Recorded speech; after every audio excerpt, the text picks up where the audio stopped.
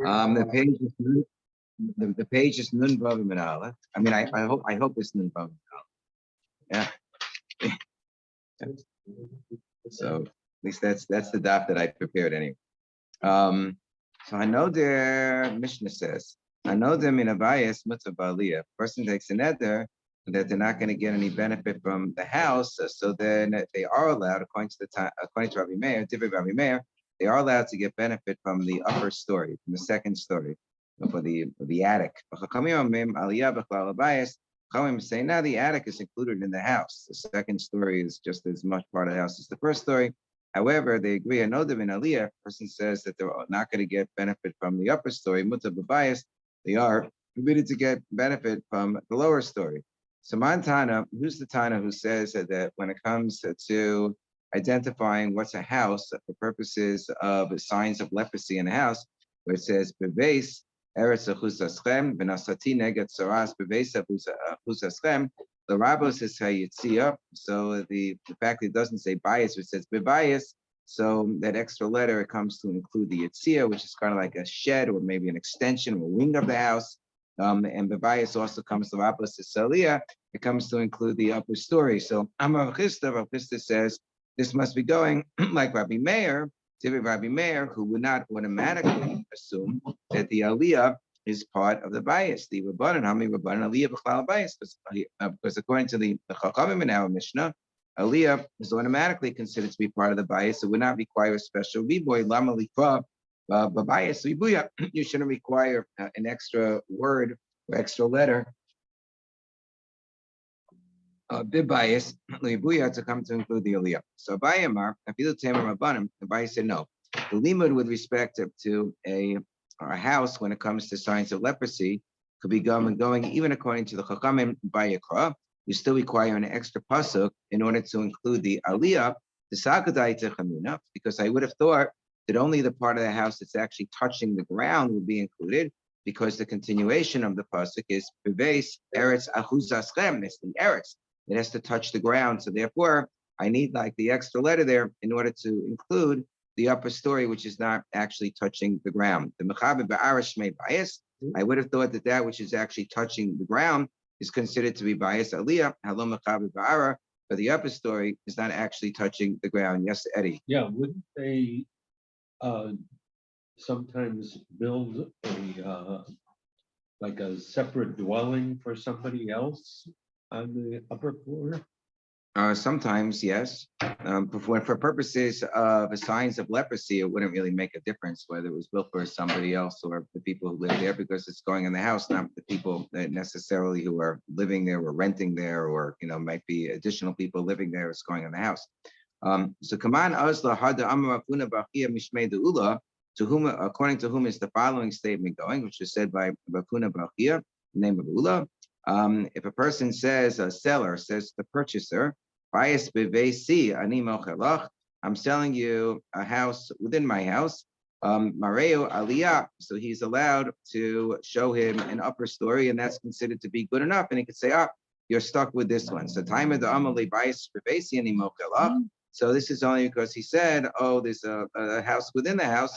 But if he would have just said a house, but bias tam in a Mareo Aliyah, it sounds like he would not be able to show him or say, what I really sold to you was the upper story, the upper area. Lema Rabbi Meir. So that would seem to be going according to Rabbi Meir, who says that the Aliyah is not necessarily automatically included. So we say, no, Afilu Tamer Rabbanan. It could even be going according to the Chachamim, who say that Aliyah is not included. And when it says Mareo Aliyah, that means is my Aliyah Me'ula Shibabatim. If a person says Bayesh Bebesi, what they really mean to say is, it is I'm giving you the choicest house amongst my houses. That I have a number of different dwelling places, and I'm giving you the Bayis Shebevesi. This is the house of all houses, the house to beat all other houses. So therefore, he's obligated to give him the best house. There are other interpretations in other sugyas in the Gemara that may be Yad HaMocher Yad HaLokech Ala Tachtona. Maybe it doesn't quite mean that. The Ryan goes through the sugya, but that's not for us for now. Mishnah, next Mishnah, Naya Mishnah. No deminamiter.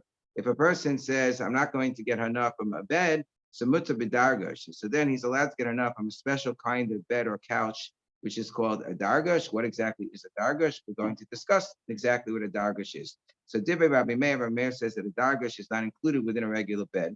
Chachamim say nothing doing.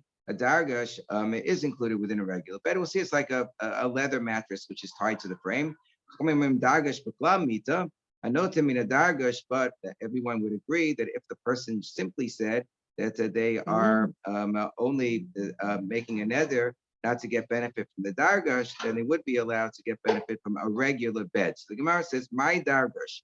What exactly is a dargash? So I'm a ula. So the first interpretation or explanation is going to come from ula, and we're going to ask all kinds of kashas on ula, and eventually we're going to we're going to repudiate ula shita, but it's going to take a little while. So I'm a ula arsa degada. It is a bed of good luck. It's like, a bed that you set aside for the guardian angel of the house. Why do I say that? Because what the Quran says. The Quran says it's hayu noagin hayu lahatzia mita lamazel habayis. They would set aside a bed for the guardian angel of the house. It wasn't a bed that they actually used. It was just set aside for good luck. It's the good luck bed.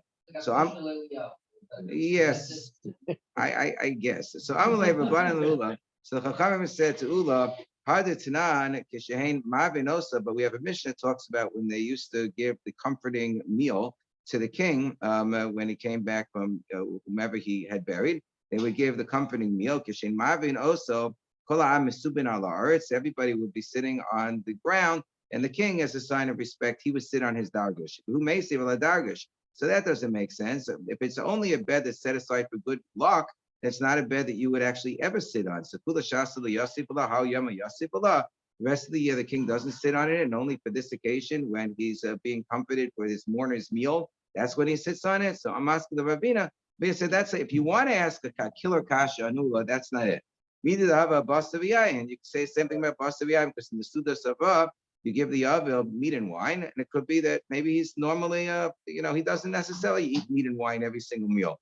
Maybe he, in general, he's a teetotaler. He doesn't, drink wine at all. The kula shasi bayakavi baylo. The rest of the year, if he wants, he could be a vegetarian. But this day, we say this is the nature of the meal. This is what you eat. So we could say this is the nature of the seating arrangements. This is what you sit on, even if the king doesn't sit on it the rest of the year. It's not a kasha. Ella hakashi. What ask a kasha and ula? We ask the following. The Tanya, the Brisa says, dargash loya kopeo elazokfo. The dargash, normally there's a halacha kfiyah samita. You would turn over all the beds of the house, but the dargash you wouldn't turn over. You would just stand it up on its side. Basically, that's what zokfa means. You would stand it up. You would turn it on its side, because it couldn't really go reversed. You couldn't turn it upside down, so it would just be turned on its side. The amis arsa the gadahu. But if you say that it's just a bed that was set aside for good luck, the Tanya hakofe es mitaso lo mitaso bavadu kofe, with the obligation to turn over beds, applies not only to the bed that you sleep on, but it applies to any bed which is in the house, and you'd have to turn it over entirely, and not just stand it up on its side. You'd have to turn it upside down. So say, hello, kasha. That's not a kasha. Turn the page. We're not nun bava and base. The very top, Yaakov, we turn the page. Nun bava and base right now. Midi dahava amita ham yuchedes lakedem. This is like a bed which is set aside for utensils to place on it. Sometimes you have a bed that nobody really sleeps on. It's like, a person's Nordic track or elliptical, it's just set aside to put your clothing on it, So you have a bed, it's, set aside to put utensils on it. The Tanya, the Brisa says, if you have a bed which is set aside for utensils, ain't saka kaposa, you don't have to turn it upside down. So this would be in the same category. Ella, rather, if you want to ask a good kasha on Ula, and we're going to finally get him on this kasha, Elikasha Hakasha. Here's the kasha here's the knockout kasha for Ula. The Tanya, the Brisa says, Rabbi Shimon ben Gamliel Omer, Shimon Gamliel says, the way in which you release the dargash is dargash matir kavita hunofel me'ela. That all you do is that you loosen the loops on which the strap, the sheet is tied there's a leather sheet which is tied with its straps to loops which go around the bed frame. So all you do is that you loosen the loops, and then the sheet just falls on the floor. The dargash arsa the gadahu. But if it's just a regular bed that's set aside for good luck, Kavita Isla, it doesn't have loops. It would just be like, regular bed has a bunch of ropes that are strapped and tied on top of the frame, and that's basically how you have your mattress is through the ropes. You don't have loops per se.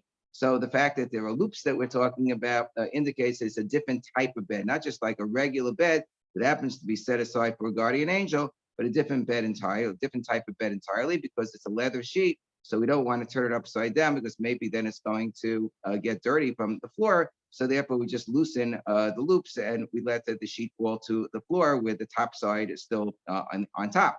So Kiasa Rabin Amashilti Lahav Merabanan. So Rabin says that I asked the question from one of the rabbis, or Tachalifa Bama'ava Shmei, or Tachalifa from the west, that came from Eretz Yisrael, that he would hang out in the marketplace of the people who worked in leather. Amali, my dargash, and he explained to me what is a dargash, since he understood the nature of it is different leather contraptions.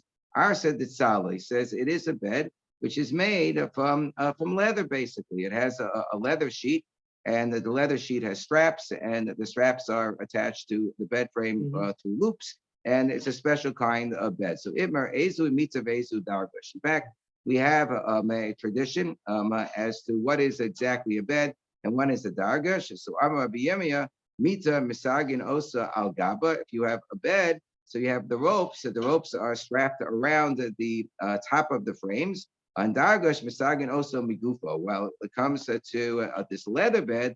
The leather bed, the straps are attached to like these loops that are built around the frame, and they go into the frame as opposed to over the frame. And if you want to see what the pictures look like, I printed out actually a couple of pictures. So this would be a regular mita. Okay, this is from the Art School of Moed Katan, which I happen to have in my house. So I took some pictures and printed it out.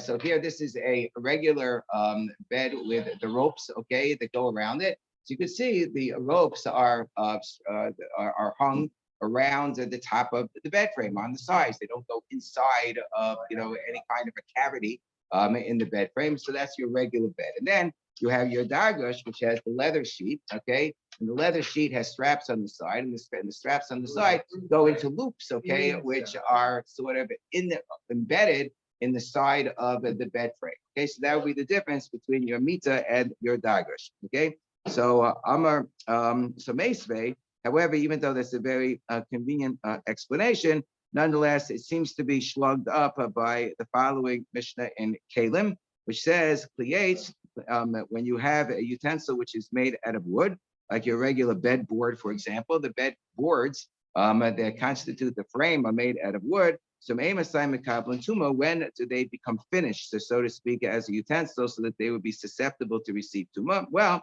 Hamita ve'arisa, if we're dealing with a bed or we're dealing with a cradle, Mishe Yashufam, whenever they would be, you rub into them, or hadag, you would smooth the wooden sides with the skin of a fish, and it makes it very, very smooth. Okay, if you smooth it around, you rub in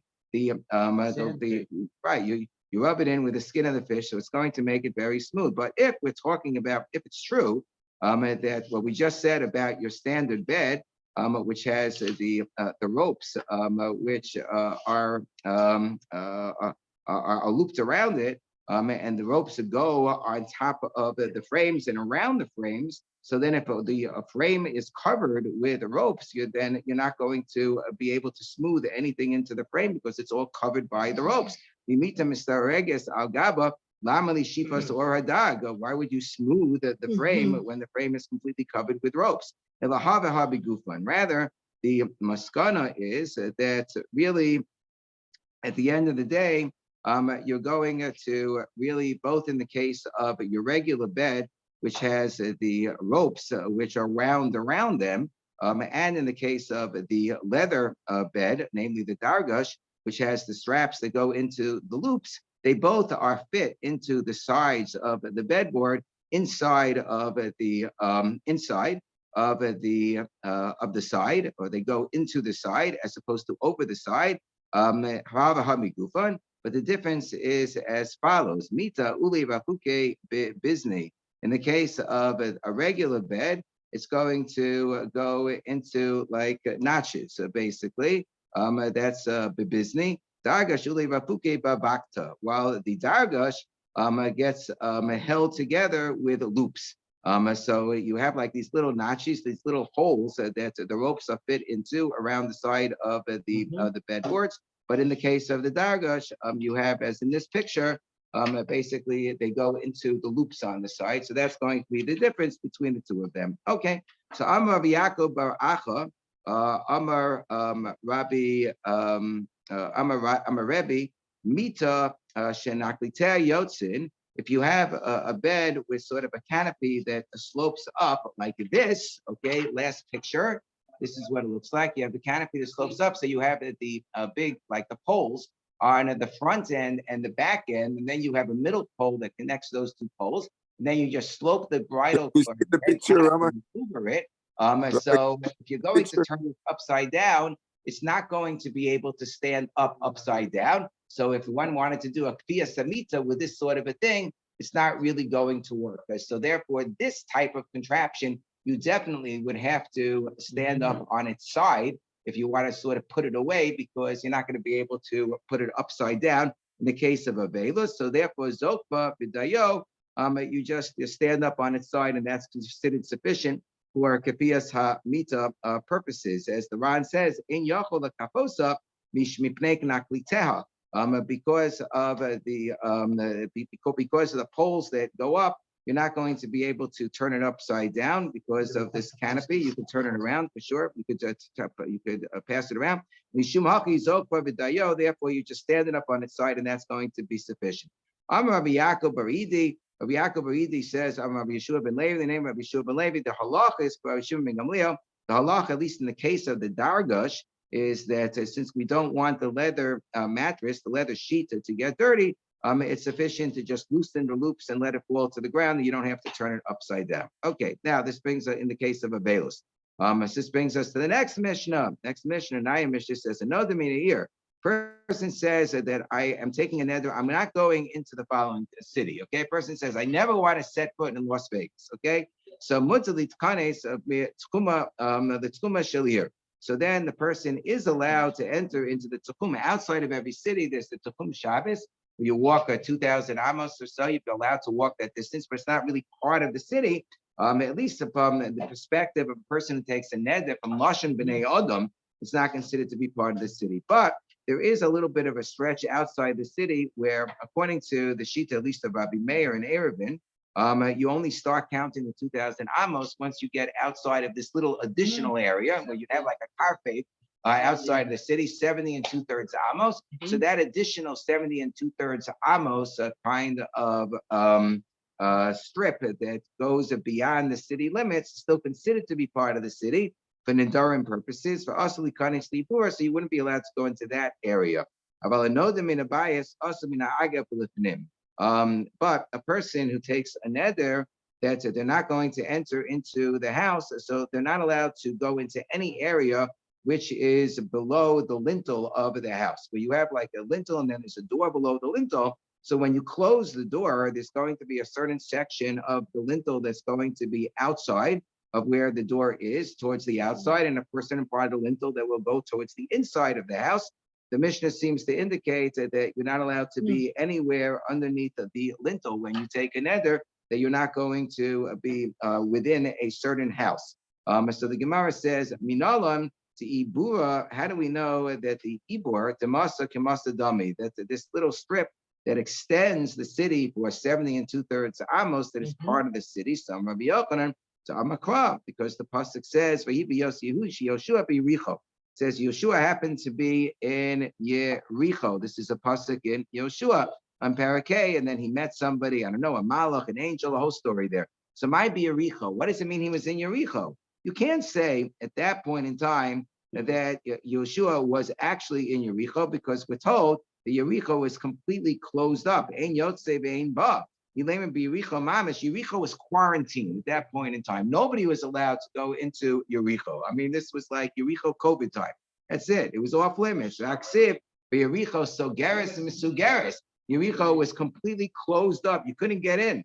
Elashmamina Ibur. It must be that he was in the Ibur, the additional strip of the city, and yet it's still called the city. So maybe then we should also say that if he was that perhaps he was within the Tuchum. Once you're extending to the strip beyond the city, so maybe you should extend to the 2,000 amos additional area where one would be allowed to work on Shabbos, and say that this should also be considered part of the city for Nidarim purposes. So we say no. When it comes to measuring out the Tuchum, we talked about like the area 2,000 amos around the city of the Kohanim. It says umadosem michutz la'ir.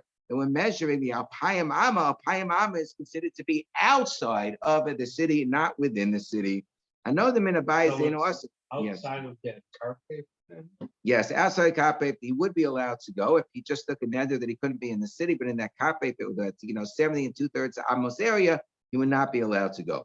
I know the Minabayis, you know, also Elimna Aga for the So if a person took a neder that they're not going to go into the house. So what do we say? The aga filipinim.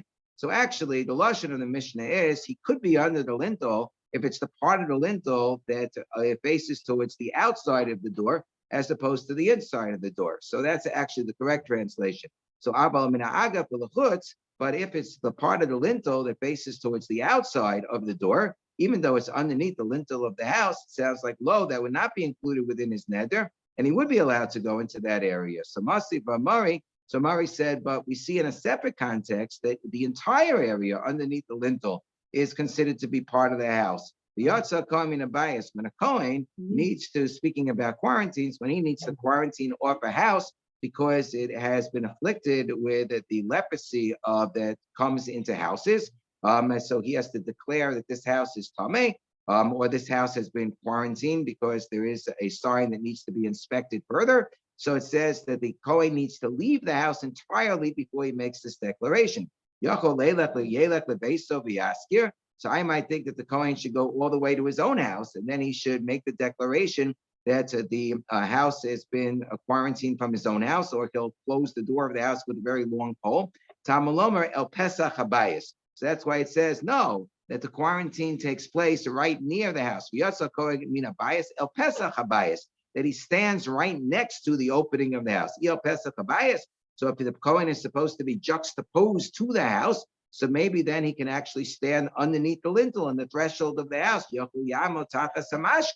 Yaskir. So Tamalomer, no. The pasuk says v'yatza Kohen. Not only does the Kohen leave, but it has to be minabayis. He has to leave the house entirely. Tamloma mina bias, achiyetze mina bias kulo. He needs to leave the house 100%.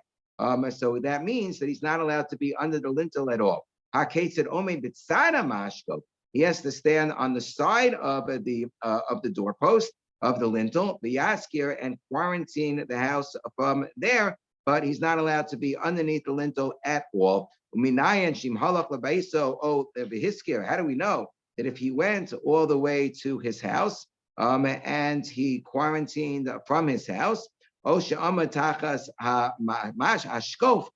did stand actually right underneath the lintel of the house for hiskir, and he quarantined the house from there, that nonetheless it would count, even though that's not what he's supposed to do. Sheskiro muskar, that it would count b'di'evid, Tamalomer, so that we also derive from the pasuk, because the continuation of the pasuk says, hiskir es habayis.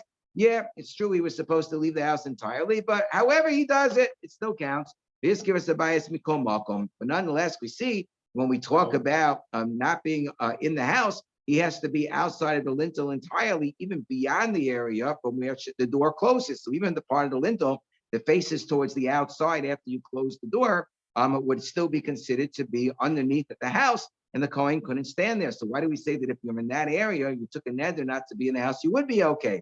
So we say no. A shiny gabi bayis hamenuga.